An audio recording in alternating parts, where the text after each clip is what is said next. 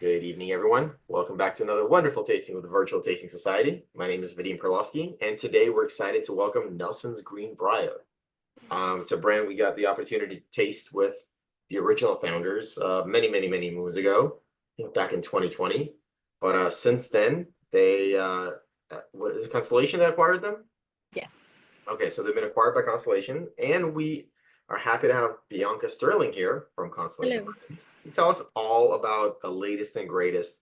Um, when we first met Nelson Greenbrier, they just had the one Tennessee whiskey. Now we're tasting 6 different expressions, Yeah. 5 of which are under Nelson Bros. But we're excited to dive into this, learn more about the distillery, what's happening there, and taste some of the product. Thank you for joining us, Bianca. Yeah, tell us about yourself and Yeah, of course.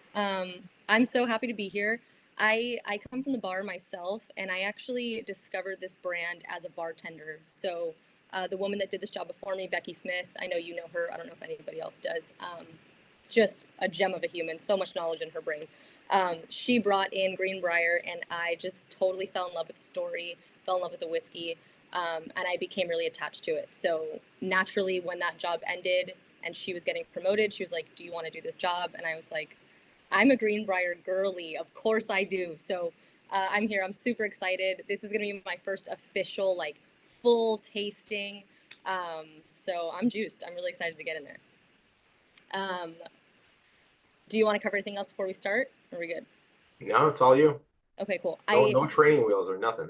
Okay, cool. I can't see everybody. I can only see you, so I didn't know if we were like starting or what. Well, you got the best view in the house anyways. It's all good. Yeah, so first I just want to see if is this anybody's first tasting? I imagine we're pretty like whiskey forward. So I imagine everyone's tasted whiskeys before. It seems. I don't see any new faces. I think everyone Okay, great. is familiar to whiskey. Perfect. I wanna make sure that you guys, if you have questions, feel free to ask. And as far as like tasting notes go, I'm really curious to see where your palates are and hear your experiences. So we'll be pausing throughout to do that. This is gonna be, it's a pretty rich history, so it's gonna be a pretty hefty like story, and it'll be lengthy a little bit in the beginning, and then I'll kind of chop it up in pieces and we can taste. So just kind of bear with me in the beginning, and we'll go from there. Oh, what's the order we're going to taste in today? We're going to start with the Greenbrier Tennessee whiskey, and then we're going to move to the classic bourbon. After that, we'll do the reserve bourbon, and then we'll do the rye, and then we will do the cognac and then the sherry cask finish.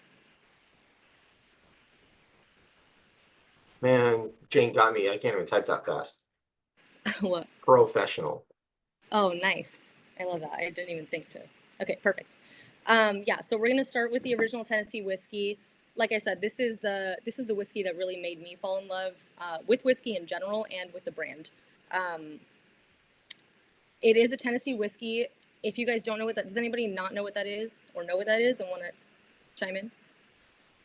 I can't see everyone, so I'm like disoriented. But I've heard of okay, it. Okay, so yeah, Tennessee whiskeys, as we know, they have to be bourbons, which means they have to be 51% corn or more. They have to be bottled at 80 proof, and I forgot the third one, but we all know it.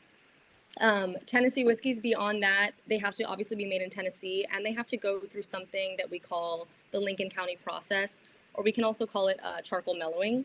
So how we do this at the distillery, I just actually went there myself and I got to see it, is it's pretty simple. It's basically a big funnel. We put all the maple charcoal in there, and then we pour the whiskey over it, and that kind of trickles through over, it takes like 2 or 3 days, and that really pulls out all of the impurities and really mellows out the spirit. And that has to be done to every Tennessee whiskey that you've ever had.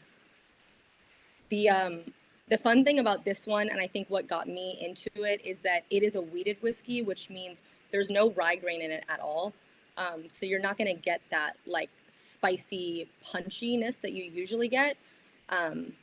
Most Tennessee whiskeys or bourbons even that you've had still have a good percentage of rye in them. So we kind of get to skip that. And I think it makes it a little bit, for me, it made it a warmer sort of introduction. She is still kind of hot.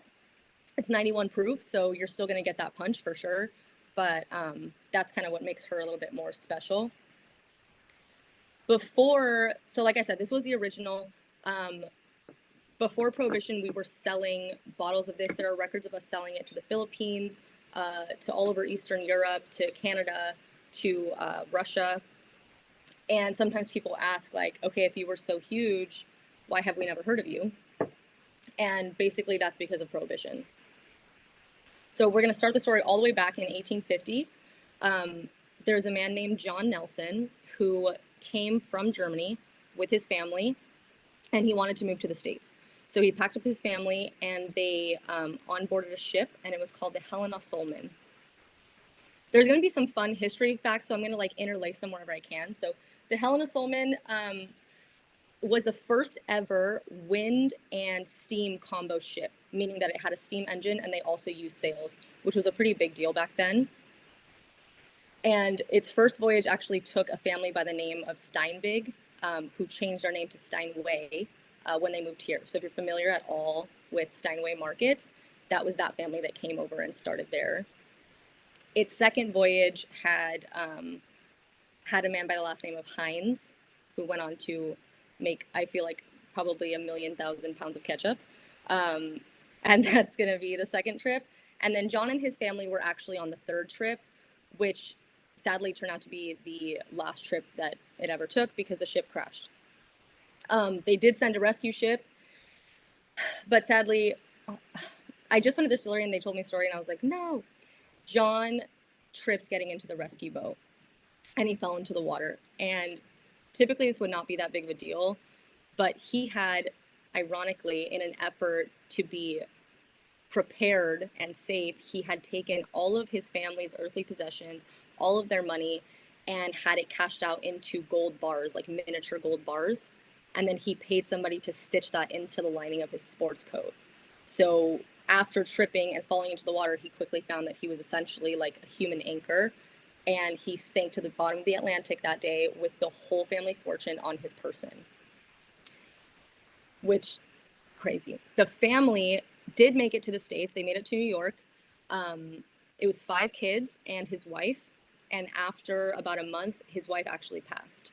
So this left Charles Nelson, the oldest of 5 kids, only age 15, to be the man of the house, you know, to figure out what to do.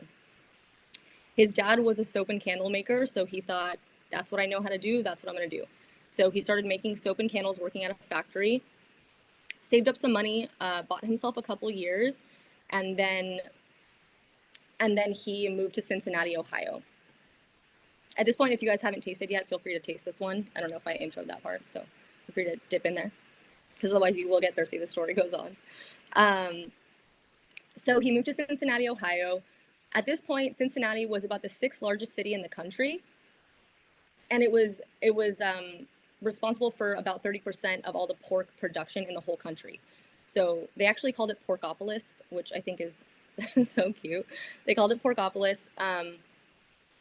And this is where like history really plays a part, because I think we all can see that meat and whiskey are really intertwined. And this is kind of where that started. So farmers and whiskey makers used to meet here and they would trade, because whiskey makers could use their grains to sell or trade with farmers that could use that for their livestock. So this became a very like intertwined community. And Charles spent a lot of time there and learned a lot about whiskey making through networking and through being around these communities. And eventually he decided that he wanted to become a grocer. So he moved to Nashville and he started his own grocery business. This is when kind of the beginnings of the whiskey started happening. So at this store, he mainly sold 3 things. He sold coffee, he sold meat, and he sold whiskey, which affectionately we call breakfast, lunch, and dinner around here. I don't know about y'all. And he did really well. He sold a lot of stuff. He got to know a lot of people. And eventually the man who was supplying his whiskey was like, hey, do you want to buy my distillery? I'm not going to run it anymore. And obviously he did. And that's why we're all here. And we're so grateful for that. Once he started this distillery, we were actually the first to put our juice in glass bottles, one of the first. So, you know, before that, it was kind of like a door-to-door salesman thing. A man would come to your door and be like, hey, do you want to buy this whiskey? He would pour you some. You would taste it and be like, this is great, I want to buy it. He would then very often, you know, go to his truck and bring you this dark brown jug that's a dark glass that you can't see it. You're not exactly sure what's in it. And back then they were cutting a lot of the spirits with all kinds of stuff, and people were getting sick and worse. So having that glass bottling really helped us out. And the production went really well. Like I said, the records show that we were selling overseas, selling like 200,000 bottles a year, which is huge at that time, and even now, honestly. And that went really well until 1891, and he fell sick, and he died of a lung infection. So at this point, we introduce a character of the story that I'm still in shock about, and that's his wife, Louisa. So he had moved to Nashville with his wife, Louisa, and records show that really once he passed, that she just took right over. Like, the records kept moving, sales kept going, and she kept his legacy alive. This is really crazy to me because if you think about what it was like to be a woman back then versus how it is now, it's a totally different experience. Women couldn't work, women could not vote, and women could not even go into a bar unescorted. So for a woman to be freshly widowed and to jump forward enough to run an entire business and a distillery of all things is truly remarkable and just like iconic. She's a legend.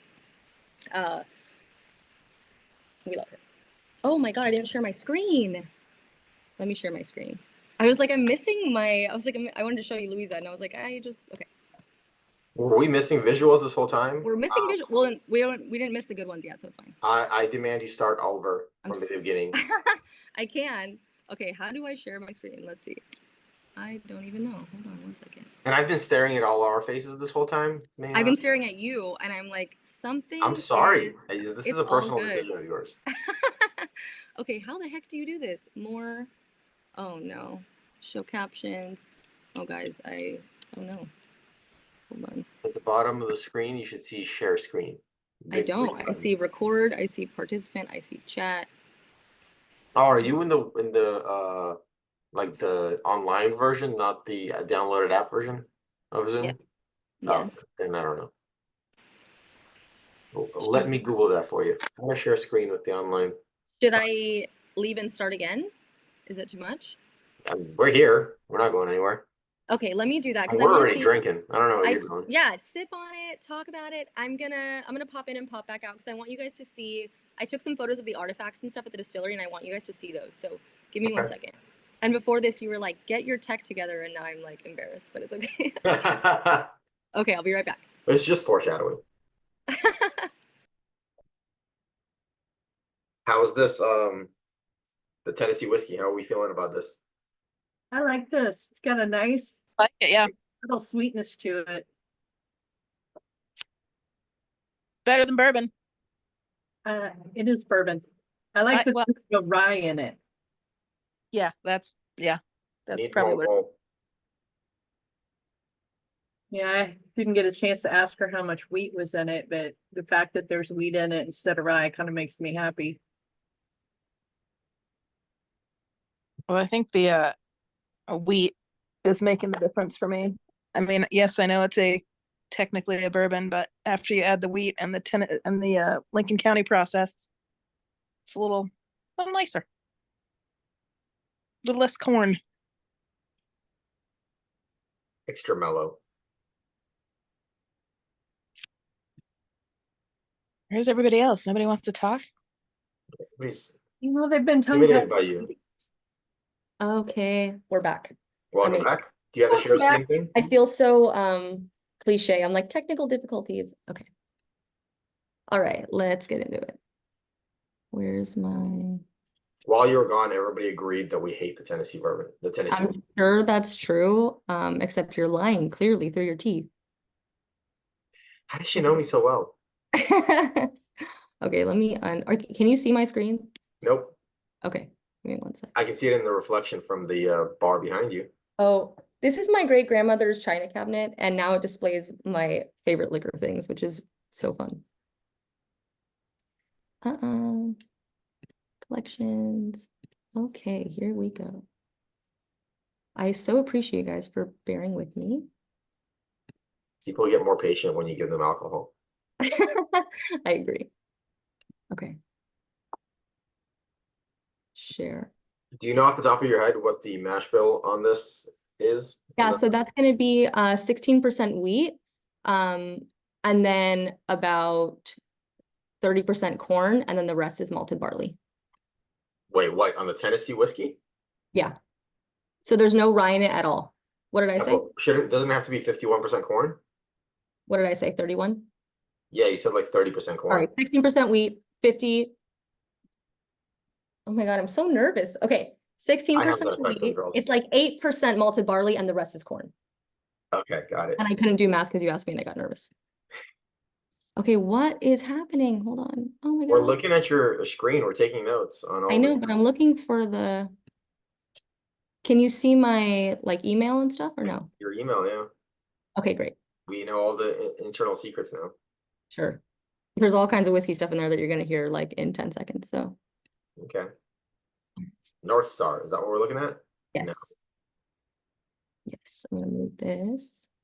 Okay, perfect. Present. Okay, we good? Can you see it? I see it. Amazing. Okay, this was the intro. We're already past that. This is the bottle in case you guys haven't seen it. Stunning. She's stunning. We'll get into more details about this. This is on the back of the bottle. So this is actually a photo of the old distillery, or a sketch of the old distillery. So you guys can peek at that. And then Louisa. So Louisa has her own liqueur with the brand. It's really delicious. It's we don't have it here. It's distillery only, but it's got this like praline, caramely coffee. It's very sweet, really, really delicious for like if you want to make a good like coffee cocktail.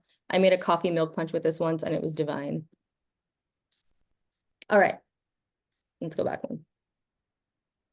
Okay, so where do you fall off? So Louisa steps in and she's really running the business and she's doing amazing. She's a woman and just killing it at the time. She is also the one who is responsible. I'm going to go back a couple slides. She's also the one who is responsible for this label. So the label that's on our bottle is the original label from before Prohibition, because she trademarked it with the US government. And she was the first woman to ever trademark a label with the US government. And that's, I think, my favorite tidbit about her. We have added a couple things. So you'll see like there's ABV on there. We put Charlie and Andy's name on there. The gold embossing has been done up, but this is the original print. And in a little bit, I'll show you that original bottle and you'll see how similar they are. So everything was going well. She was running this operation.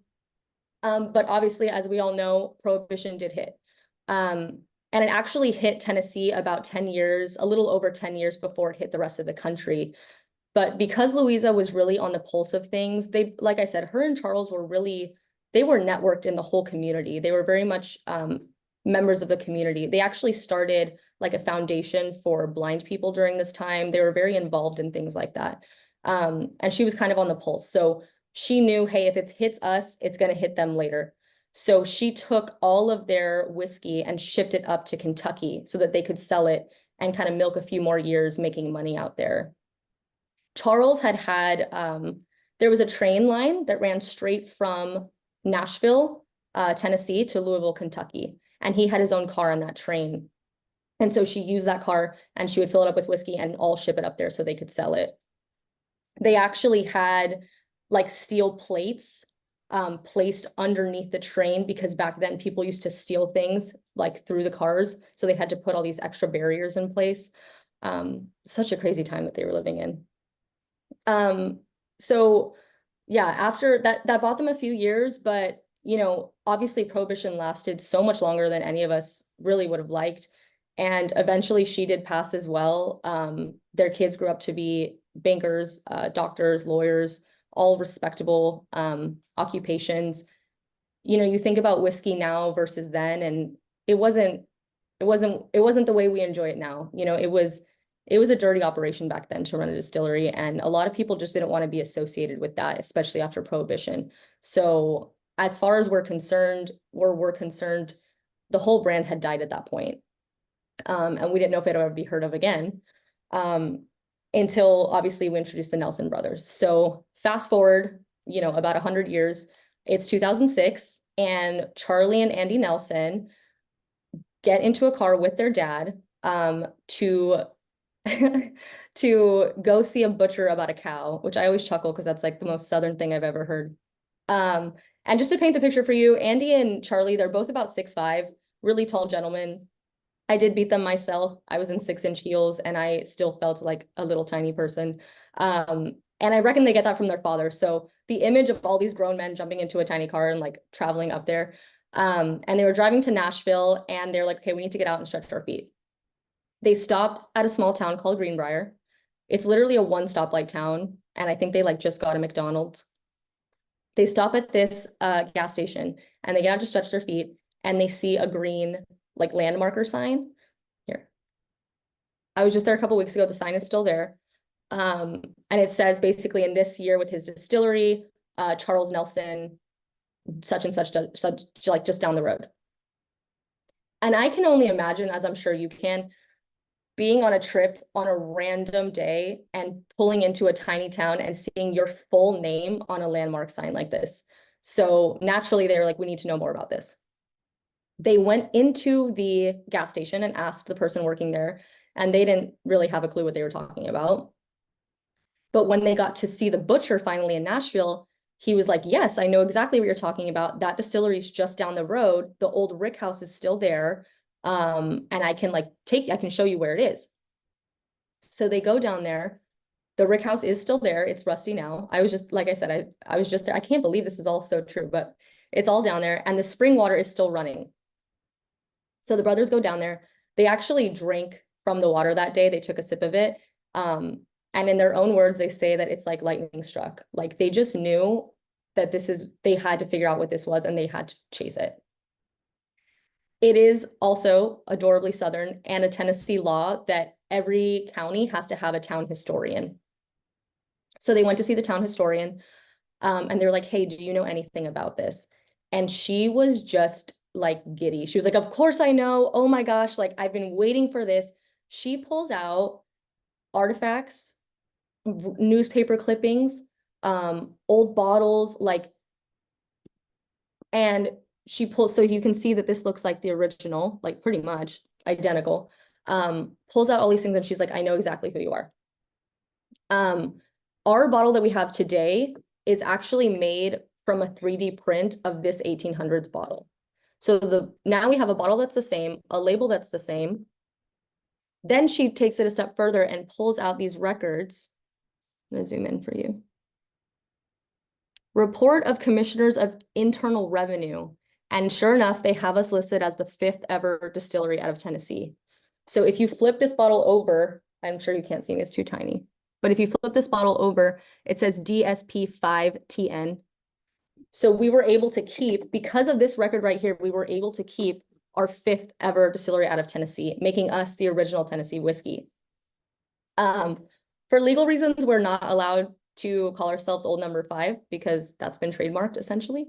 But we do this is like our favorite part of the story. When I used to work at the bar, I would like let them taste it, tell them the story. We would take a shot and I would flip it over and be like, we're the 5th ever. And it's always like, everybody freaks out. It's so fun. So after this, they were super juiced. They went and got some DNA testing done and found out that sure enough, DNA proves that they are the triple great grandsons of Charles Nelson. So they were like, okay, we need to do this. They ended up restarting the company and 110 years later brought back the original Tennessee whiskey. This is the original recipe. It's exactly the same. The original mash bill, the whole thing. The only difference is that we age it now for 4 years instead of 2. So that's the whole meat of that. I would love to hear how you guys feel about it after tasting it since I missed it when I popped out. If anyone has any thoughts, I would love to hear them. I can barely see everybody. I think it's got a really nice sweetness to it, and the wheat and barley kind of temper it to the point where it's probably one of the most wonderful drams I've had in a while. That makes me so happy. It's yeah, I always tell people like This bottle retails for like right around $25, like just under 30. And you never know that. When I was behind the bar and they brought it in to taste and Becky told me the story, I was totally enamored with it. And like I said, I was new to whiskey at the time. And I think it was rye that scared me. I think like a lot of us, or back then before when we were just whiskey babies, the rye is so spicy. I think sometimes it takes over. And I was shocked when she told me how much it costs. I thought it was definitely gonna be more expensive. So I love to hear that. Okay, we're gonna move on to the classic. So go ahead and pour yourself some. I don't have any of that, but I'll join you guys on the next taste.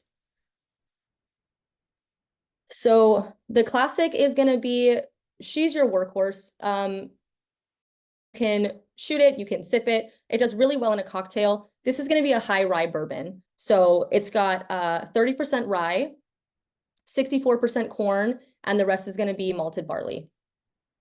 So you'll see it's kind of bright, it's kind of punchy. When you think about rye bread, you think about the rye grain, you know, a lot of those strong same flavor profiles.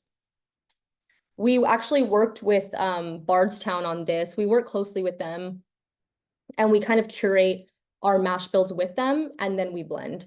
So I know that can be controversial. Sometimes people think like, oh, you don't make all your own distillate, you know, whatever. But I always say, like, if you think about a chef who's sourcing his food or her food with a farmer and they're working together to curate plates, it's not the same. Maybe they didn't grow the carrots themselves, but they're still gonna be able to present you with something that they know how to cook perfectly. And they're gonna be able to do that every single time, especially whatever combinations of flavors that they've landed on. And that's really what we're good at. So at this point, I'm gonna keep going with the story while you guys sip on this. So at this point, Andy and Charlie are freshly out of college. They're young 20-somethings. They've stumbled onto a family legacy and they're very excited, but in their own words, they don't have a clue what they're doing. They don't really have any money. They've never owned a business and they certainly don't know how to make whiskey. So it was kind of an uphill battle. It took a lot of time and it took a lot of research. Charlie he was a history major, so he was very familiar with that kind of process and that helped a lot. They had a family friend by the name of Dave Pickrell, who I'm sure we're familiar with.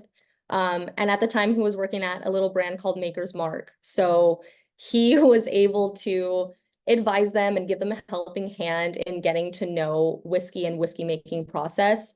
That wasn't for long though, because he actually left to do Whistle Pig. So rest in peace, his soul. And beyond that, in Charlie's research, he found that Charles Nelson used to work with a brand called Belle Meade. So I don't know if any of you are familiar with Belle Meade. I know sometimes that can be kind of confusing. Basically what happened is Charles used to work with Belle Meade. He didn't make the distillate, but he did blend and he helped to sell it. So in Charlie's research, post 2006, he was like, okay, good idea. I'm going to go back and resurrect that first. So we started with Belle Meade. We were known mostly for our cask finishes and whatnot. And then we eventually rebranded to Nelson Brothers to make everything like one solid, more fluid piece. So when you think about Greenbrier, Tennessee whiskey, we're looking to the past. That's our homage to the past. When you think about Nelson Brothers, we're looking to the future. We're getting inventive. And this was a way for the boys to tip their hat to their ancestors and pay homage by building on it, right? You don't want to just do what they did. You want to do something new and keep the brand alive. So that's where we're headed with the whole Nelson Brothers concept. And then you'll see that we have a lot of cask finishes and we've kept that Belle Meade sort of brand alive that way. And we're going to be tasting 2 of those today. Like I said, we'll be doing sherry and we'll be doing the cognac cask. Any thoughts on this one? I don't have it, I'm jealous, but it's okay. No? Okay. It's delicious. It is good. It's yeah, this one is standard. I think it retails right around like 35. So this is a go-to. This is good to bring around to people's houses to do whatever. It's not necessarily always my sit down and sip whiskey, but it's solid. They all are, in my opinion, of course. We'll do reserve next. So I want you to think of the reserve as the classics. Sorry, just making sure you want to be still on this page where we're looking at number 5, right? Let's see what's next. Why isn't it letting me move? Just want to make sure there's no more technical difficulties. Yes, no, you know what? I appreciate you. This is a teamwork, dreamwork effort. This is just, I took a couple of photos and I just threw them in there. So this is, you can barely see, but it starts with like a clear spirit and they're just showing how it ages over time and how much the barrel changes that color. And I just thought that was so cool because I had never seen, I had never seen until I had that visual how clear it is when it starts and it just gets darker and darker. I just thought that was really cool. Let's see what's next. And then this is our copper pot still. She's a beauty. So we do the Tennessee whiskey in-house, all in Nashville. And then we partner with Bardstown and MGP on the others. So we blend in-house at Bardstown and our distillery is just for Tennessee whiskey. They just got they used to do all the labels by hand and they just got their first like rotating like label maker. And when we went there, she was like so excited about it. And it was just an honor to be there. Okay. Classic. Okay, reserve. So let's go back one because I'm going to ask you about the proof. So this is the reserve bourbon. I want you to think of this as kind of like the classics older sister. So same mash bill. This is going to be a high rye bourbon. It's been aged a little longer. So the classic is about 4 to 5 years and the rye is right around like average 7, but anywhere from like 7 to 11. I would love for you guys to sip this and then let me know what you think the proof is. If we have any guesses. You can also, I can check the chat too.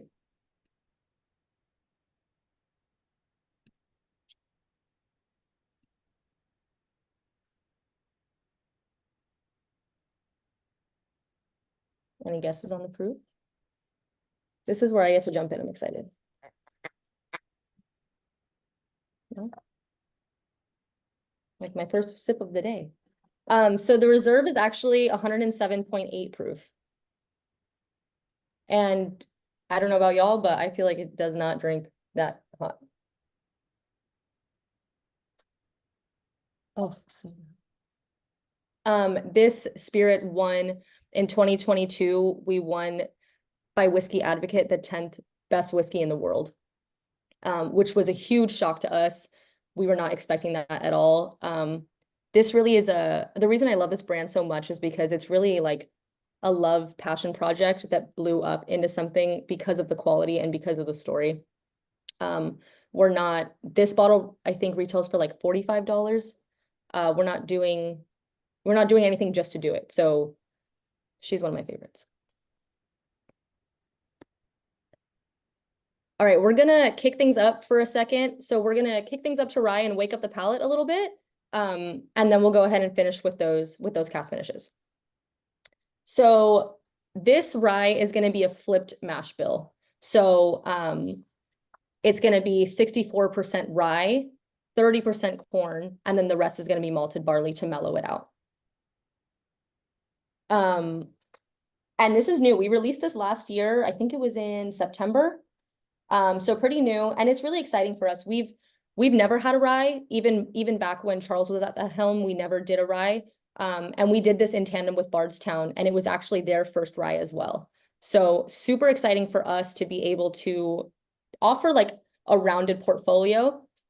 I love this rye a lot. Like I said, when I got into whiskey, it was the Tennessee whiskey that got me in, and I started with bourbon, and I was a little bit scared of rye. This rye I find to be a bit sweeter, a bit mellower, a bit lighter of an entry into rye. I also work with High West and their ryes are like a bit punchier. So I think this is a good entryway. And this is going to be a blend of 4, 5, and 6-year-old barrels. Do we have favorites yet? Do we have thoughts yet?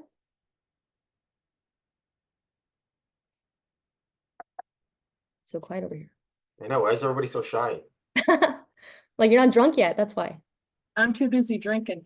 No, I'm gonna say I am the notorious rye hater in the group. Okay. I actually kind of like this one. Really? Okay, that was my experience when I first had it too. I like that it's lighter. It's not, I don't dislike the whiskey. I dislike the grain. I don't like rye bread. I don't like rye crackers. I don't like That's fair. things. So And in your defense, you know, the reason that whiskey makers started using rye is because it's cheap, it's affordable. Yeah. So it's worked its way into, you know, damn near every whiskey, but that's totally valid. yeah, and I like this. It's actually got kind of a honey note on the palate, which I was a little surprised by because normally rye doesn't have that. It's all spice, not sweet. Mhm. It's that mint or that dill.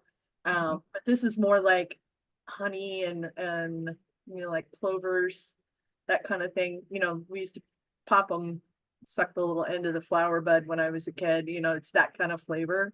Yeah. It's really actually surprisingly nice. And I don't know, I'll have to think about it, but might add to my incredibly vast list of ryes that I would actually willingly think about buying. So, you know, I I think love that. And I'm up to I'm 4. glad. Yeah, I'm up to 4. So this might top out a hand. So All right. This one retails for about like $40, so it shouldn't be anything too bad. It is a softer rye. Mhm. Yeah, I don't get a lot of bite off of it at all. And I like it very much. I appreciate that. I think I'm glad you guys picked up on that. People don't always, so I'm glad you did. I think it's really an ode to the blending, because it has a pretty high percent. I mean, it's 64% rye, so you would expect that to kind of like knock you over the head a little bit. And I'm glad it doesn't. Yeah, and it's available at my local Total Wine. Heck yeah. We love that for you. Um, all right, we're gonna shift into cask finishes. So, like I said, Belle Mead really is where we started the cask finishes, and we had great success with our honey cask and with the Madeira cask and with a lot of others. And we wanted to do that at Nelson's as well. Basically, in case anyone doesn't know, a honey cask is just an aged whiskey that gets aged, finished, if you will, in a cask of choice. We're gonna start with the cognac. I'm gonna pour myself some also. I also feel like I talk fast. Talking too fast, just tell me. Next slide. Thank you, Adam. I appreciate you. Oh, this is the rye we won at the SIP Awards. And in case you guys don't know, the SIP Awards are actually a blind tasting. So it was really an honor to win platinum there. Because then you know it's the honest truth. Okay, I did these backwards. We'll do cognac first.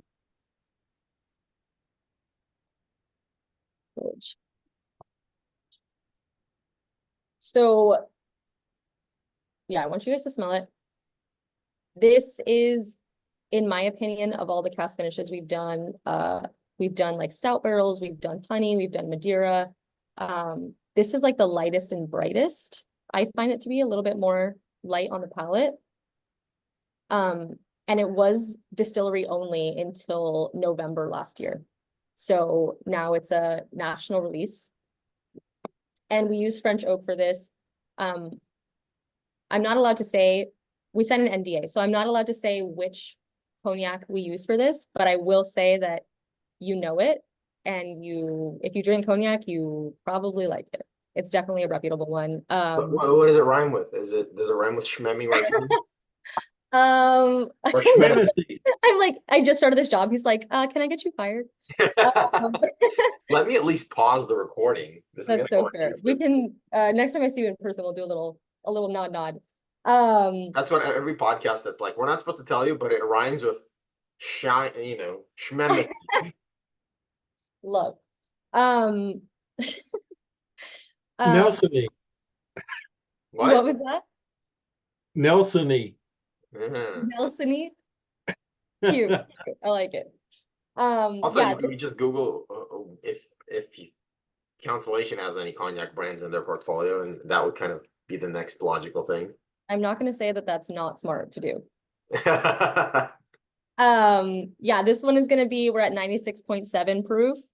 And it retails like, I've seen it for 100, but I've also seen it at like 85. So anywhere in that range. What do we think of the cognac?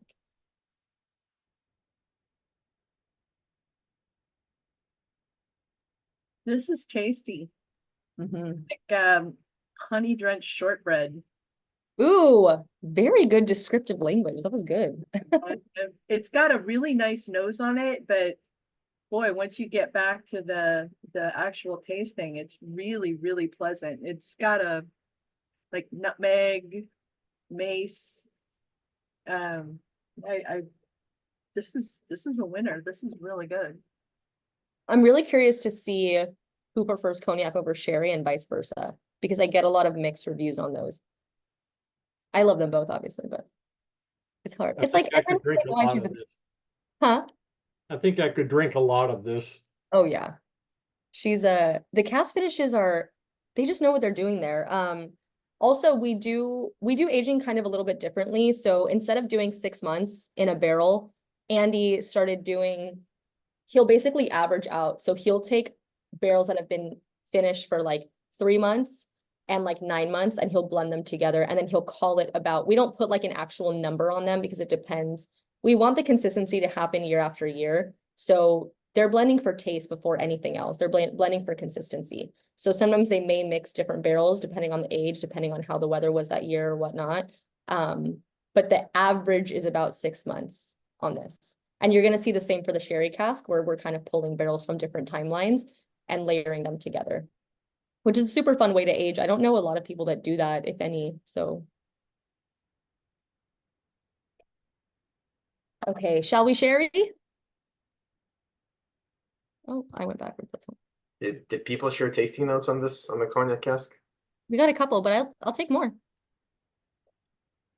I know some people are talented with that stuff. I am not one of those people. I just love to hear it. I think often you go to whiskey tastings and there's so many opinions. Like everyone's palate is different. It's important to embrace everyone's palate and to hear. I just love to hear what people say about it. And sometimes I'll go back. I don't know about you guys, but when I taste whiskey, I'll go back to the same bottle I've had before, and it'll taste a little different to me that day, depending on what I've had or eaten or how I'm feeling or what I'm in the mood for, I guess, that day. Yeah, I gotta say this is my favorite so far, and to me it's like leathery, and maybe Okay. like a peach cobbler or something like that. I see the cobbler for sure. Especially, I feel like on the nose, I get that. Oh, I just realized the sherry. Wow, you're flying through these. The sherry cask is our last pour. I So know. I'm a fast I'm talker. gonna kick your sharing out for a second, just a second, and I'm gonna invite everyone to raise a glass while they still have something in it. Yes. Going on. Carrie, jump on camera. There we go. Jason, come back. Mr. Proof. We need proof that you're there. Proof. All right. So as is tradition with us, we want to raise a glass to you and say thank you for spending the evening with us and sharing this delicious liquid with us and telling us about the brand. We appreciate you. Yeah, Thanks. thank you for being here. Here's to you. Something. Got it. Oh my God, I love. Oh, you totally blinked. One more. I did? Yeah. Oh We can't have you blinking on the screenshot. I know. All right, Maybe everyone, I smile, did. smile to the camera. 3, 2. Got it. Never blinks again. Like if I blink, it's fine, but if you blink, it's not. No, it's good. I'm glad you told me to. Otherwise, I'd be like, oh no. I also kind of have squinty eyes, so sometimes it's like they're barely open, you know. I just have to say really quick, Tony, I just love your case behind you, your shelf. I know I was looking at that too. Thank you. That's actually a portion of my collection. If we can put that collection inside her china cabinet, we'd be golden right there. There you go. I live in LA and I live with my sister and I always tell her, I'm like, God, if we ever have an earthquake, I'm so screwed. I actually added shell or well, stiffeners or a brace, whatever you want to call it, in there about 2-3 weeks ago because the shelves were bowing so much. Oh, Oh, we I can was, see it. I was sort of worried. You can see it in the photo that's starting to bow. I can see the top shelf bowing, and it's a little scary. Yeah. we're all collectively a little scared for you. I have metal shelves that are bowing, so yeah. Yeah. It's hard to drink a lot of that top shelf. To be fair, if they were bowing, pieces would be falling off, so never mind. In there, well, my glass shelves ones those are in a smaller case. So those are fine. There you go. I have a lot of bottles, but I keep them, I have this cabinet that's close to the ground and I keep them there because I'm so scared that like, I'm like, what's my favorite bottles break? And my mom's, she's got earthquake panic. So she's always like, what if there's an earthquake and whatever. So she gets in my head, you know. Let me guess, she's not from LA. She's not used to the everyday She's shaking from and Mexico City. And when she moved here, she shortly after was a 94 earthquake. So, and she was pregnant at the time. So, I think it definitely traumatized her, which is fair, totally valid. Yeah. So, Yeah, sorry. I'm from the Bay Area, and the '89 quake was whew, Oh, I bet it was pretty scary. It was, yeah. that's valid. I've only had the little shake, so I mean, knock on wood. I mean, I mean, that don't was get whiffy. flying out of cabinets. Like the cabinets were closed and the doors opened and the glasses were coming at the refrigerator swung open. I was like, that's not normal. No, I hate that for you. 94 was unkind to what little I had at the time. It all shattered out of the top pantry cabinet, and I ended up with things like alcoholic tapioca pearls. Oh, Completely unsafe to use because there was shattered glass in and amongst it, but Oh, someday. well, So Not to derail the I chat. moved from California to Vegas and don't have to worry about the earthquakes anymore. that's probably smart. I'll be here for a while, but one of these days I'll consider a not so earthquake zone. What I like, Hello. especially about it, is that you have like the ivy on it that kind of matches your label. Thank So- you for noticing that. I did that just for myself, but I appreciate that anyone would ever notice. That's so sweet. I'm I, like, I say that I was obsessed with this brand before this job. Like I was obsessed. Like I've had this sticker on my phone for probably 2 years and I've had this job for 3 months. So that's where we're at. I appreciate well, then if it didn't hire you, they would have been foolish. I love that. This is so fun. Wish we could do this more. Okay. Okay, shall we, Sherry? Yeah, you wanna pull up your share screen again? I kicked you out. I know how to do it. So rude. Just kidding. All right. So Sherry Cask it's actually the first cask finish that we ever did, and it was under the Bellmead brand. We use, also if I didn't mention, both of these are going to be the same mash bill as that reserve. So same high rye bourbon. So we're taking those reserves and then we're finishing them in these casks. Like I said, the sherry was our first. It went over really well. This was in 2015. And we won double gold at the San Francisco SIP. It's not SIP. Spirit, at the Spirit competition. Our first year out, which was huge. So what is this? Oh my goodness, cute. You wish to my command. I just got the poll. Ooh, I'm like afraid to vote. I'm gonna vote for mine. We use Oloroso sherry for this. If you guys are, I don't know if anyone's familiar with Oloroso sherry, but in my opinion, it offers a very like nutty quality. And Oloroso sherry is sweet, but it also kind of dries out. So it really is a good introduction for the whiskey to kind of take lead on this. And it sort of wraps it in that like sherry hug is what I usually say. And this bottle is 100 proof, which is shocking to me.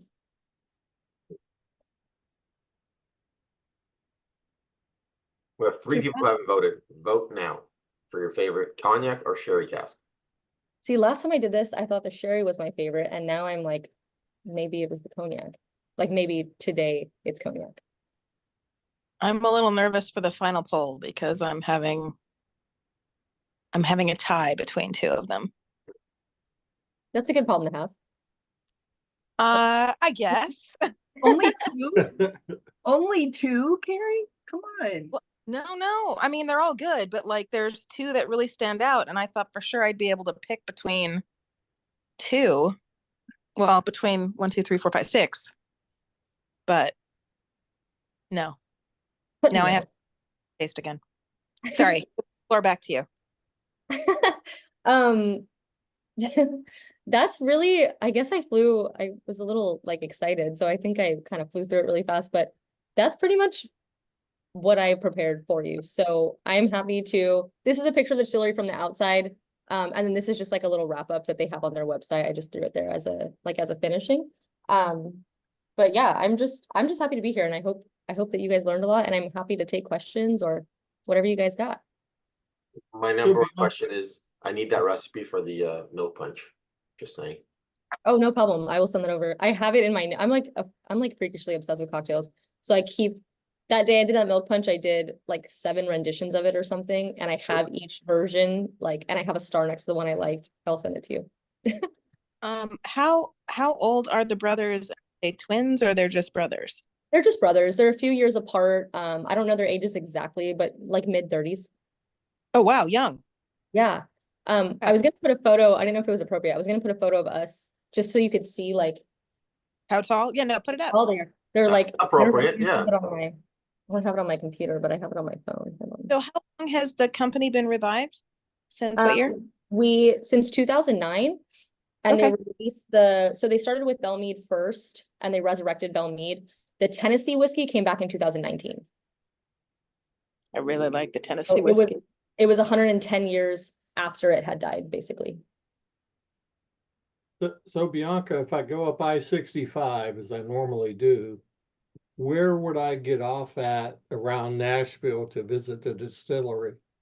We're in downtown Nashville. Oh, So, you so I'm not so good with geography out there. I was just there my first time, but we are right in downtown Nashville. So we stayed at a hotel nearby and we like literally walked downtown.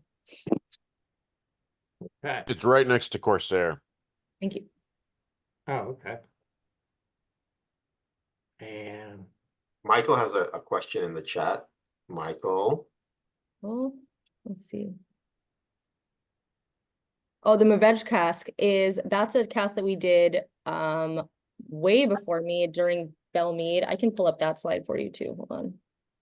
If I go into my, I gotta go back and retaste. You have to. I wish I had that one for you. Hold on. I feel like my computer lags when it knows people are waiting on me, but I don't know if it's me. Okay, we're giving people a moment. Oh, you're fine. In the final. Oh, what do you mean?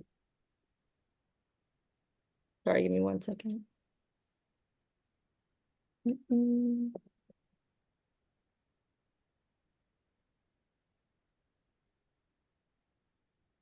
yeah.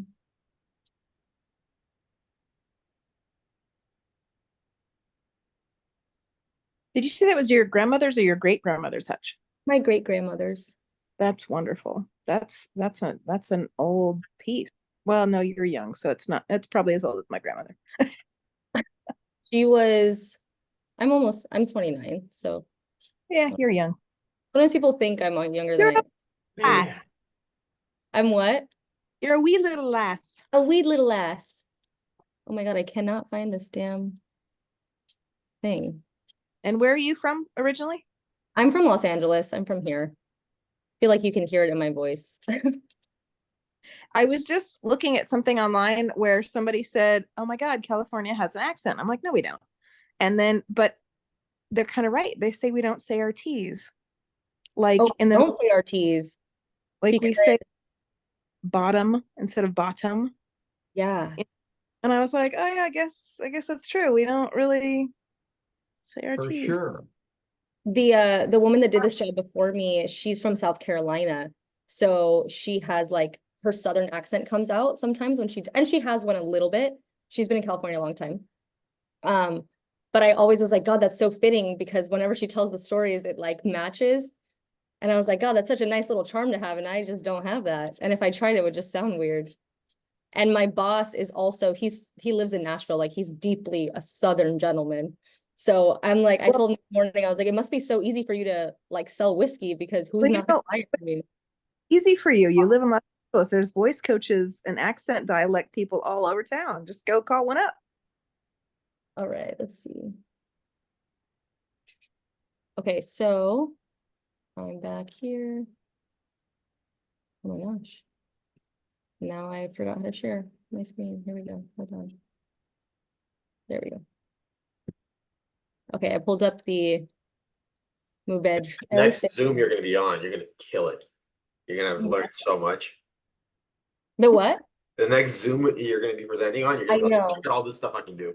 And I like Googled, I mean, full disclosure, I struggle with technology, and I think people, I should know, I should be better at it. And I like Googled it and everything, and I still was like, of course, I don't know how to share a screen. Of course, I forgot the slides, but you guys I appreciate you bearing with me. I'm really a whiskey lover, and I'm new to the logistics of all of this. So, No, You know you're what I've great. noticed for years, like I'm in production and like it's down to the fact where people that are on set all day long, like can't, no offense, Jane, because you're not one of these people, but a lot of these people, like they're on set so long, they're never near a computer and they just can't do it. But all the people in the production office are like computer whizzes.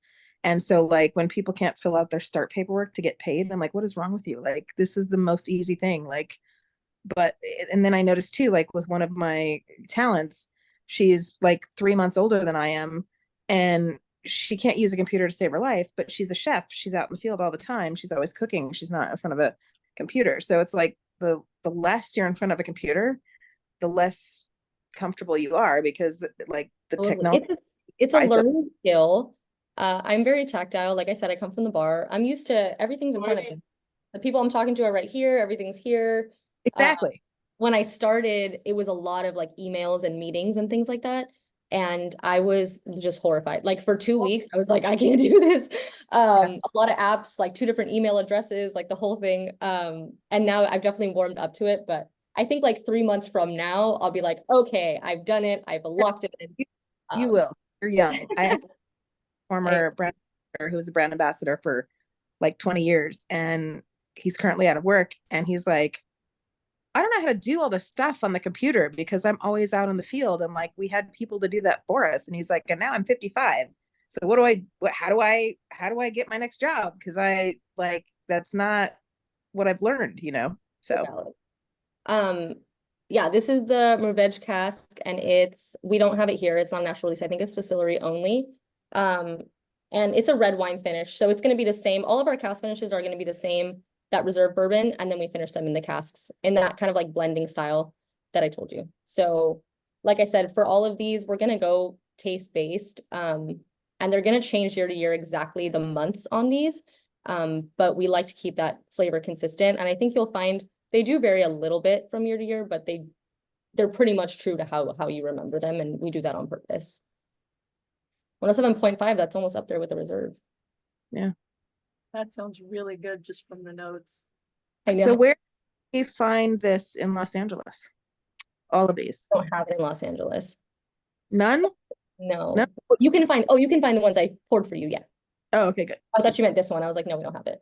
Well, You can find them sometimes like small mom and pops. I don't know where you live, but the Mission Liquors carry a lot of our stuff. If you're ever in Costa Mesa, High Times carries a lot of our stuff. Small mom and pops. Sometimes you'll see Nelson's in some of the bigger chains, or you'll see us like the base, not necessarily the cast finishes always, but you'll see us in like pavilions and stuff sometimes even. So depending on where you are, I would just give it a quick Google. Or if you're really having a hard time, that I can give you my email or something, and I'll check from my side like where you are and what's the closest to you. I'm happy to do that. Yeah, Total Wine, Remedy, and Mission all show it. Oh yeah, Remedy. At least one of them. And sometimes, like I said, the cast finishes are obviously harder to find, but we are working on that and we are expanding, and I'm happily seeing them more and more as even before this job, I was like, oh my God, that's Nelson. So we're spreading the whiskey gospel, as they say. Where did you bartend before when you were a bartender? I used to work in Santa Monica. It was a craft bar called Nostalgia, and it was only open like a year and a half. But incredible team. I learned a lot there. I started bartending there, and I kind of wish I did it a little bit longer, but I'll probably go back and forth. I do it sometimes for fun, like to help people out. The owner, it's like a tale as old as time, you know. LA bar, staff is great, food is great, drinks are great, seats are full. Owner doesn't know what he's doing, bar closes. Yeah. I'm glad it got me this job, though. I can't even imagine. It's crazy the way life goes. All right, y'all. Anything else that you need from me, or did you just want to hang out? Oh, we're back. Let's hang out. We're gonna hang out. We need a lot. Oh, let's do the raffle. People are here. Yeah, Oh, we raffle. have stuff. You gave us stuff to give away. Yay. Did I- So Did I can't. I made decisions at the back end, and nobody has any say. So this is what's gonna happen. Sure. Wait, did I second poll, or did we not do that yet? Oh yeah, we did the poll. Let's have you guess. Let's do this. I'm gonna close the poll. 2 people didn't vote because they're jerks. Wait, but was there a second poll for the Yeah, whole the second overall? poll. Yeah, The there were. overall favorite. Oh, I didn't see the second poll. See, you're one of the jerks. You can tell us if your favorite one afterwards. After Bianca says which she thinks was the favorite one for the group. What I think was the favorite. Yeah, what would you guess? I'm gonna go with cognac. Share the results. Surprisingly, Oh my Tennessee gosh! #1 place. I love this for her. That's amazing. Wow, I'm so happy. I mean, I love them all. I'm just so Well, emotionally attached to this damn bottle. Guys, a vote. Those were the two, the cognac finish and the Tennessee, that I was having trouble choosing between. Choosing from Yep. the reserve scored high too, which I love the reserve too, so I totally get that. Oh my gosh, that's amazing. I am really, really happy with this Tennessee whiskey. I think this is one of the best Tennessee whiskeys I've had in a while, actually. I appreciate that. And locally we can find it for like 30-35 bucks. Oh, So. it's like under 30 bucks sometimes. It's like 26 bucks. Oh, I Love gotta. All right. Ohio And has it for it makes a 18. really excellent gift for like if you have friends that are not even that are into whiskey, but especially intros. Like I brought this to a lot of friends' birthdays and stuff, and they eat it up and they love it, and then they like switch to it. And plus it's so beautiful to look at. People love it on their shelves. And then when they want to buy one and they find out it's like 30 but less than 30 bucks, they're like totally sold. Yeah, What no, was- it's really. And I like Tennessee whiskeys a lot more usually than just plain bourbons, and I don't know if it's probably the Lincoln County process, but this one had a lot more characteristics, and I think it's because of the wheat and the barley added, which is I agree. And malted barley, it has that round, almost like not caramely, but it has that like extra, like almost like luxury, I think of it as. And I think that adds a lot because people, not everyone uses malted barley necessarily. Depends. Sure to file. ooh. No way, Ian, you're a liar. That's got to be a half-size bottle. That's crazy. 18 That's bucks. what it says on OHLQ. I love that for you. LA could never. 30 bucks in Minnesota. Okay. I think there's a rule for LA that it's gotta be double Ohio. Oh, my boss called me. We were talking about like cocktail prices and stuff. And he was like, oh, he was like, I know in LA the cocktails are like 14 bucks. And I was like, sir, try 15, try 17, try 20. Like Yeah. I had a margarita, like a spicy pineapple margarita at an account the other day, and it was $26. And I was like, sir, Oh, like, I mean, whatever. It's you're the artist, this is you, whatever. But I was like, yeah, that's one of the highest I've seen out, and even for out here. And when I visit other markets, I'm like, oh, this is very budget friendly. I like this a lot. yeah, until you go to Vegas, then forget it. Oh my God. And that's why I don't usually go. $28.99 in Austin, yeah. Yeah, so just under 30, you'll usually find it. And then the cast finishes, I think I said, are like right around $100. So that's gonna be your highest price point. Everything else is like at least under, like right around 50 or under. So you can build up a whole shelf for not too much. I like that they're exceedingly reasonable in their prices. Yeah, I think, yeah. And especially especially once I got to know more about all the accolades and just how well they're doing, I think it's a beautiful thing to know that the brand, I think it proves that the brand is more about the art and the spirit than anything else, because they're not trying to, rack up prices for no reason. Yeah. Yeah, I mean, all of it is so good, and the fact that the prices are also good, it just, I know people that I'm gonna be sending bottles to. That's awesome. I unofficially heard that you should ship bottles with mac and cheese, a box of mac and cheese in there, because it sounds like something else. I I shipped a little milk punch actually to my boss recently for like a celebration. And I put a box of mac and cheese in there and he called me laughing. He was like, this is a good trick. I was like, I just heard of it and I'm glad it worked. And also, you're gonna need carbs to soak that up. So just make yourself some mac and cheese. And that's how you judge your friends, depending on how bougie the mac and cheese is.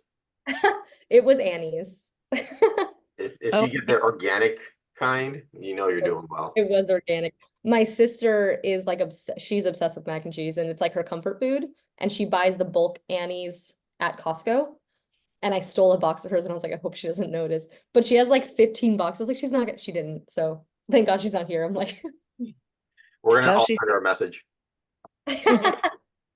Is your sister Lindsay? my sister? Her name's Yeah. Amy. Because you're Sterling, the violinist. Oh, Oh, I missed that. I get a lot of what's his name? I got a lot of Mick Jagger references because my name is Bianca. And then usually it's like sterling silver is like what I hear or something, but No, you're gold in our book.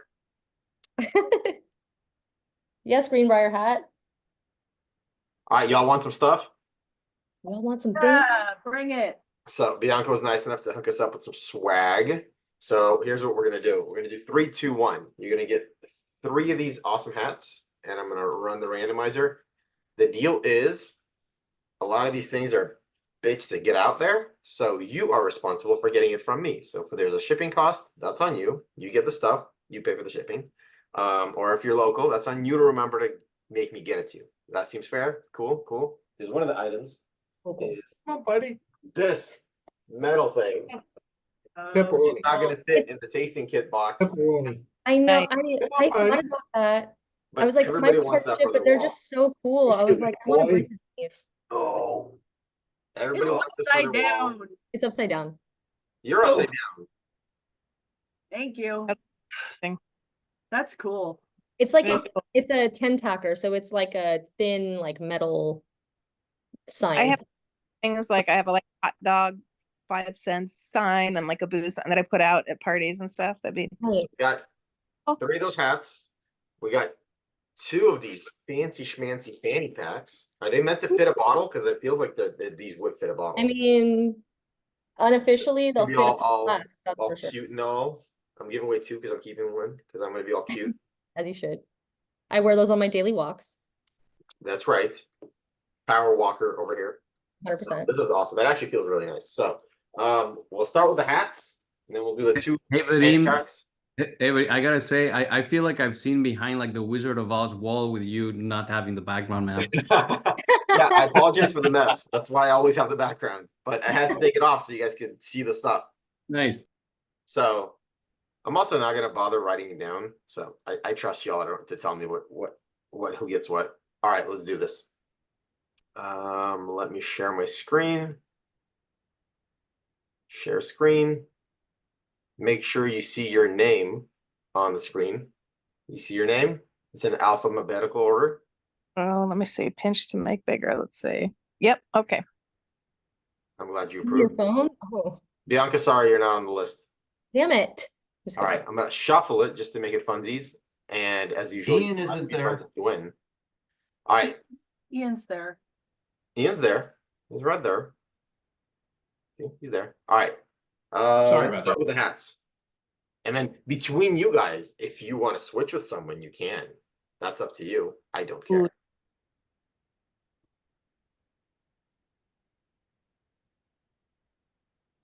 I know Jane's gonna write this down for me because I'm gonna forget. Oh my God. Speaking of Ian, Look at that. he's definitely on the wheel. Congratulations, buddy. Message me next time to include one of these. I'll have to ship you a bigger box next time. Damn it. All right. Let's do another hat. By the way, nerds also work well to mask the sound. Oh, love that. For some Hey, reason. Luis, you're here. Look at that. Everybody's here. I love it. Congratulations.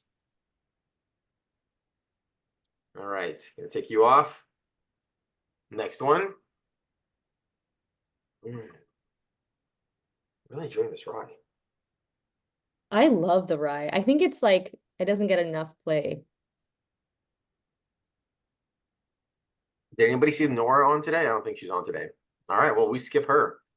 One more hat to give away. Let's do it. Wholehearted.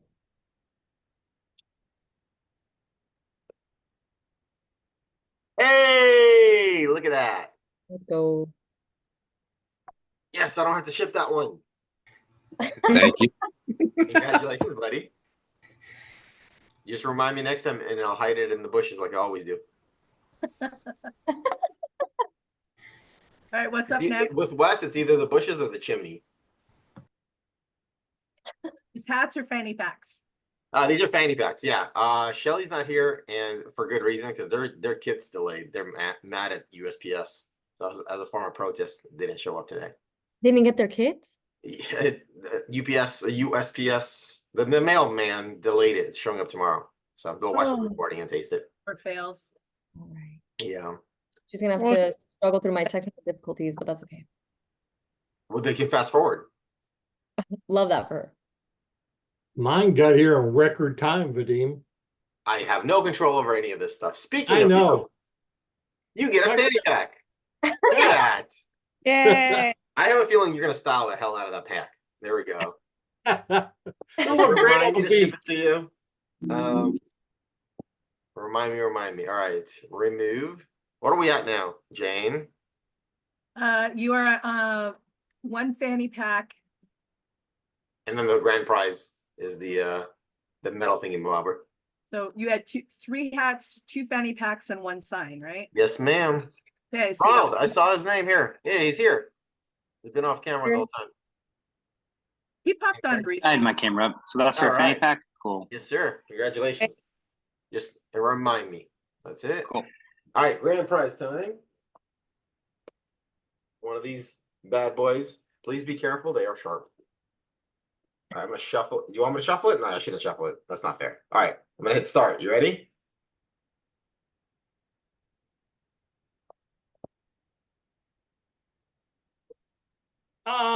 Oh, Ah, Jason. No fair! No Jason, fair! woo! No fair! Jason, you still want me to take you off the raffle? The most expensive shipping possible, right? No, Right. go ahead, run it again. Run it All again. right, you sure? Yep, run it again. All right. I'm just hoping somebody local wins.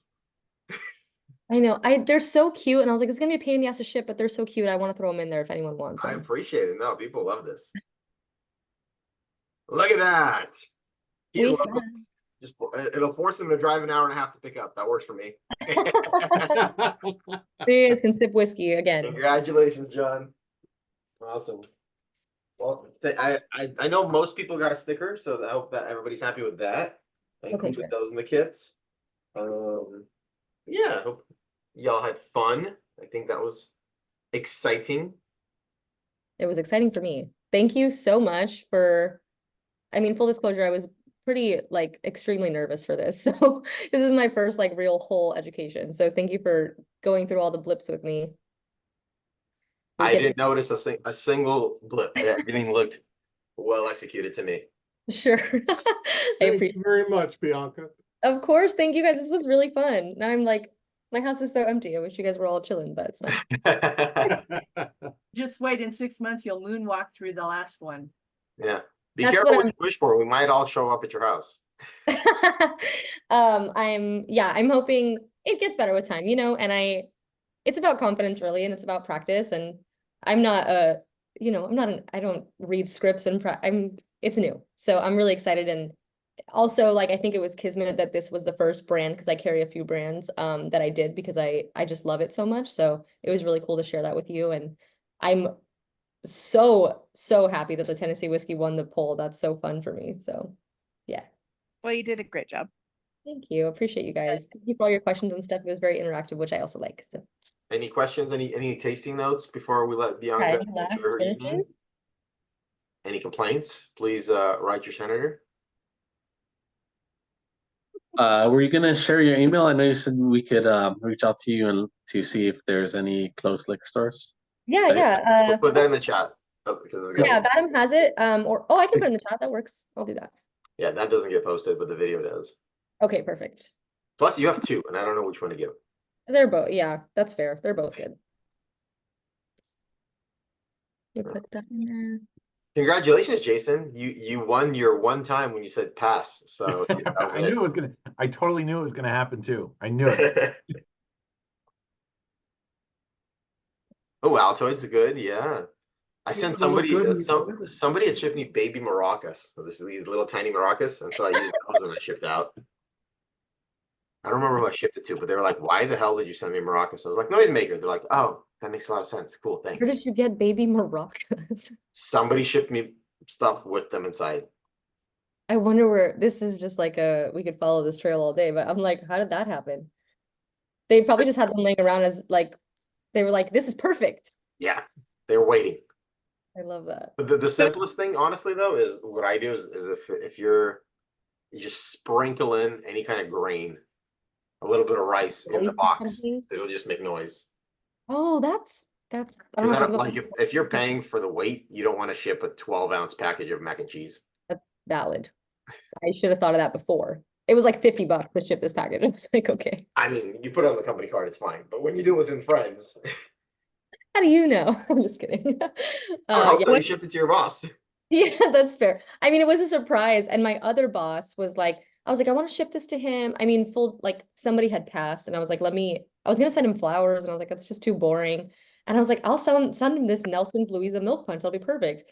And then she's the one who walked me through it. And she was like, put the mac and cheese in there. I was like, okay. Nice. And she was like, we'll pay for it. And I was like, wow, I appreciate you. So great job. What other brands do you represent? I do High West whiskey, and then I also do Casa Noble tequila and Mi Campo tequila, and then I do Copper and King's American brandy, and then we also have Austin's cocktails, which is like a ready to drink, really good. Which I'm hard to please, and I was like, oh, we'll see about this, but yeah, really good. We're the official pickleball sponsor, Austin Cocktails, so woman founded and all that. Austin cocktails? Where do we look this up? Austin Cocktails. Yeah. They're growing. I can look into that too and send you, but those are the hardest ones to find. They're kind of like the smallest brand. But I'll find some and send them your way, and you can like tell the people. Yeah. There's two in each Next can. in-person event for the welcome cocktail, I'll just hand them a can of your stuff, and there you go. I love that. Yeah, I'll send you the information. They're really good. They're sweetened with only agave, and they use like actual liquor. They don't use malt liquor, so they use tequila or vodka, depending on which drink you're having. And it's woman founded, and it's like supposed to be like a healthier version of a lot of stuff that's out there. So, and still really good. So I'll send you the info and you guys can spread the love. Sure. All right, angels. Is it Fresca mixed? Is that what it is?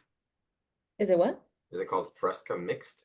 It's called Austin's Cocktails. Okay, well, that's not what your website says. But all right. Fresca Sounds mix? like a future tasting. Haven't seen it. What happened to Belle Mead? That's a question I wanted to know. Yeah, Belle Phased Mead. out? That was your source. The Belle Mead is always sourced, right? Yes. So, well, you mean Belle Mead before? Well, like, is it still around? So Or is I'm it sorry. gone? So there was Belle Mead pre-prohibition, which Charles was basically helping a hand with. He was involved in a lot of whiskey companies where he was helping blending and selling, and it wasn't necessarily his brand. So when Charlie Nelson, post 2006, looked this up, he started using Belle Mead. He was like, this is a good idea. We'll resurrect this brand. So when Belle Mead restarted, I forget what year that was the Nelson brothers reinstating like their family brand, because they didn't necessarily have the Nelson brothers concept yet. So they restarted Belle Mead. So you'll see, sometimes I still see bottles of Belle Mead, like cast finishes, like even in my neighborhood and stuff, but they basically just rebranded it and then switched it to Nelson Brothers once they got things running. So same approach, same like partnerships, just a new label. And then since then they've done a ton of new cast finishes, new experiments. Andy Nelson is like really good friends with the people at Bardstown, so he got to know a lot with them there. So we work a lot with them there to make that same juice that we use for Belle Mead as well. So Belle Mead is not part of your portfolio, or is it still being produced? No, it's Nelson's now. So we don't do Belle Mead anymore. We do Okay, so Nelson. Belle Mead has been phased out, and now it's Yes, just we like rebranded it. Ah, okay. Okay, gotcha. So where are all the cast strength expressions? Because I know Belmead had a lot of high proof stuff. What do you mean where? Where do they go? Yeah, did you guys phase them out? You're not Well, doing some of them are still, so like the honey cast that we do now was from the Belmead line.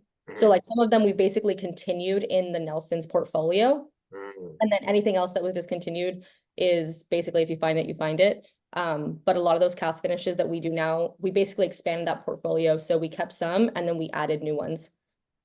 gotcha. Okay, so Honey Belmead cast- is no more. Belmead has been I mean, there's no discontinued. more. Yeah. And then now it's Nelson Bros. And there was, now it makes sense because there was the Belmead Reserve Bourbon, and now you guys have a reserve. It makes Yes. sense. So you'll see a lot of that like coming back and it's just been rebranded really. Although I know it's confusing and I think they didn't mean for it to be that way, but we're kind of doing like a clean break and doing Nelson's. So I'm hoping in a few years from now it'll be like clearer that it's just Nelson's and Belmead was back then. But totally fair. Is there a cast strength expression of Nelson's coming? Not that I've heard of so far. We do have some fun new cast finishes coming as far as they only tell me whispers. I'm not like high up enough yet for them to tell me like really what's going on. But I'm always like, hey, like what's that? So Everyone, write her boss. We need her to know stuff. I'm gonna start poking around more now that I've like started figuring things out. I haven't heard of that yet. But if I do, you will definitely, you're the most curious person I met, and I will definitely be giving you a heads up before everybody. I mean, I appreciate it. I like it. So I'd be like, Adam, you got to hear this. And we can plan something around that if it pops up. Yeah. Oh, you're gonna see an email from me very shortly. You guys have the Whiskey Defender shirts on your website. On the website? Yes, you do. Hey, well, they were not at the distillery. You may be putting in a request from the Virtual Tasting Society because this is a must. We need it. I mean, I love Management demands it. You crack me up. Well, because the Whiskey Defender looks like my cat Whiskey. Everybody knows this. That's so adorable. We need to see the cat. We need to He's see the cat. napping. He's very happy to have me. Oh, okay. I don't believe in waking up sleeping beings, so never mind. Sometimes it's easier to just pick them up and bring them and they rarely wake up. Oh, really? I'm allergic to cats. I haven't spent that much time around them, but Cats in particular are willing to like be manhandled over to the videos. I interviewed the guys over at Hemingway Whiskey, and I don't know if you guys know about the Hemingway cats, but they're the cats that have the sixth finger. And so they were talking about like if you go down to the Hemingway house in Key West, like, they have like gazillion Hemingway cats there. They're just like all over the place. But they were talking about, like, yeah, we really need to bring over one of the Hemingway cats over to our distillery to watch over this whiskey. So I mean, an extra thumb I think will help, yeah, extra protection, 100%.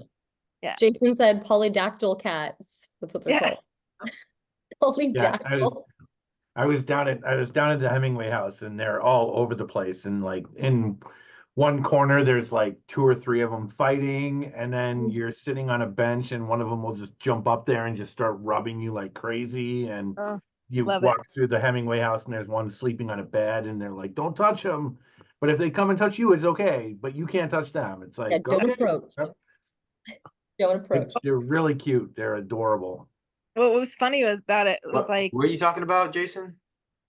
Polydactyl cats at Hemingway house. With the extra thumbs.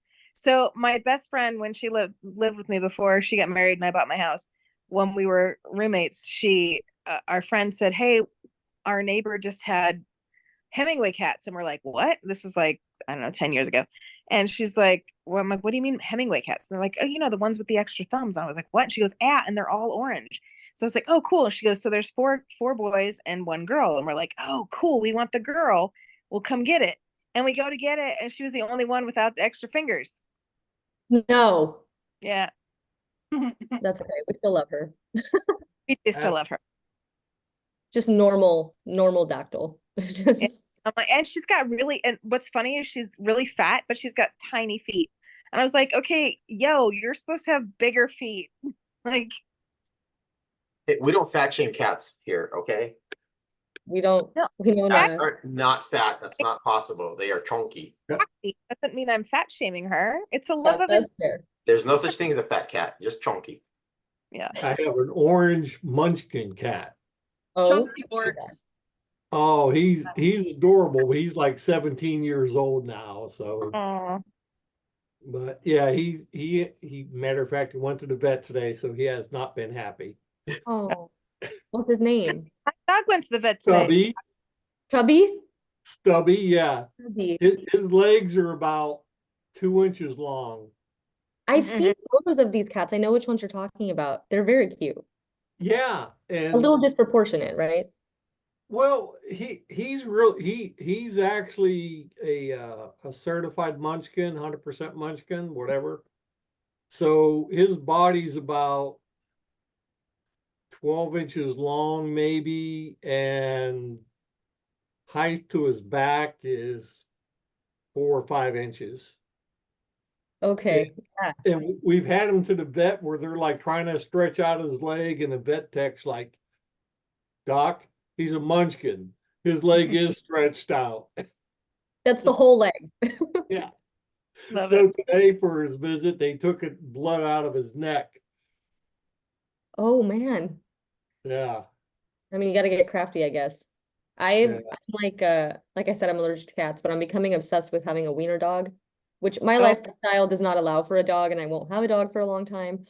But they're just so disproportionate. I just love it. I just think they're so freaking cute. So We- I'm in class right now with my new Scotty, and I had to go to the Saturday class instead of the weekday class for the first class because I was going to be out of town.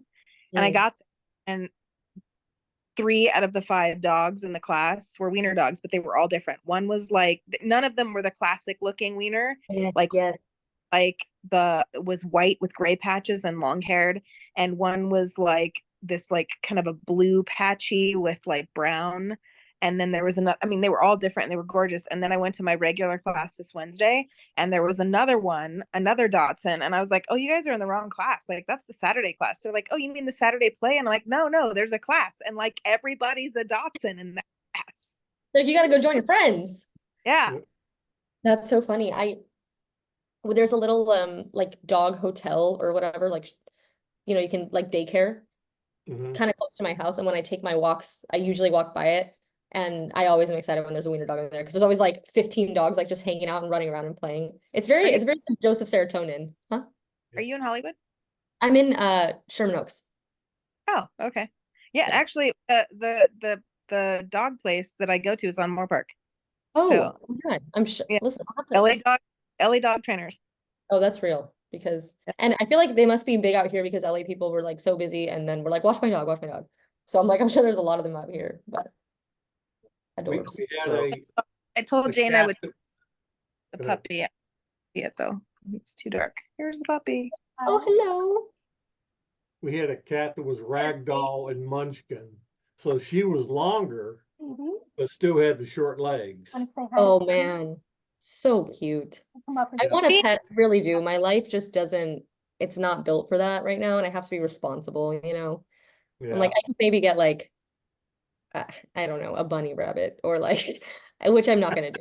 I was like, no, like a goldfish. I'm like, no, Bianca, like this is not the Well, time. I had one in high school. You can train it to be like a dog as long as you don't have any like cords chewable on the ground.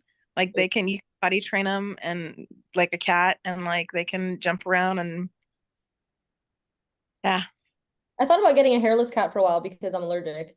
Let's Well, get a hairless cat, but I think they're they're- expensive and I don't know. and- see. I think they're like sort of cute. I'm like, you know what? Nobody loves you all. Oh my God, a special appearance. Let's see. What? How do you look? He brought his cat out. Let me see. How do we make you bigger? Vadim, how we can't see you, Vadim. Oh, and then he puts her down. Identical. Also, Identical. you're still You have to go on speaker view to make it bigger. Yeah. Oh. On that note, should I end the recording? I think, comes are the there other any one. whiskey Oh, that's questions fair. for We're still those- recording? Oh my God. kidding. I'm gonna hit stop. I want to say thank you to everyone for all the dog and wiener dog knowledge and all the cats. This is gonna be the Easter egg, and this is where you drop all the like secrets for the whiskey. No. Okay. Stop, Got 'em. and we look forward to having you back again anytime you want to. But we can continue the pet talk as everyone gets their animals and tortures them. But yeah, thank you all so much. And recording is over now. Cheers. Cheers. Very Okay. techy, very tech savvy, that